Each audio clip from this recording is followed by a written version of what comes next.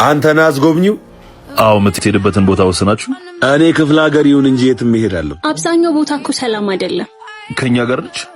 አዎ እህቴና ልጆቿ አሉ። ባሏስ? ሲንግል ማም ነኝ። እስከ መቼ ይገፋል እንደዚህ? እውነተኛ ሰው በሌለበት ዓለም ብቸኛ ሆኖ እንደመኖር ምን ጥሩ ነገር አለ ብለህ ነው? አንቺም ለራስሽ ጥሩ አይደለሽ። ሁሉም ወንዶች አንድ ናችሁ። ጥሩ ነገር ማየት አትችሉም። እግርን ከፍቶ ከመገማመት አይንን ከፍቶ መመልከት አይቀድምም ነበር? አሁንም ሁሉንም ወንድ እያየሽ አንድ ሰው ከመፈለግ አንድ ሰው አይተሽ እሱ መሆን ይቀላል።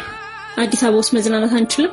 ከከተማ መጥቼ ከተማ ላይ መችስ አባቢ ከዚህ እንዳትወጡ ብሏል። ለራሳቸው ጊዜ ኦሮሞ ፍቅረኛ ይዘው አማራ ርስት ገዝተው ትግራይ ላይ ተዝናንተው ደቡብ ነግዶ አትርፈዋል። አብዛኛው የሀገር ውስጥ ጸብ ከውሽማ ያልፍ፣ ግን እነሱ ሲፈልጉ የዘር ያደርጉታል። በእነሱ ምክንያት እኮ ነው የኛ መንገድ የተዘጋው። እነሱ ተዋልደው እኛ እንዳንገናኝ አደረጉ። አባታችሁ ሀገሩን አያውቁም እንዴ? አሁን ነው ያረፈው። ያን ያልዞሮ ክፍለ ሀገር ምን አለ ብለህ ነው?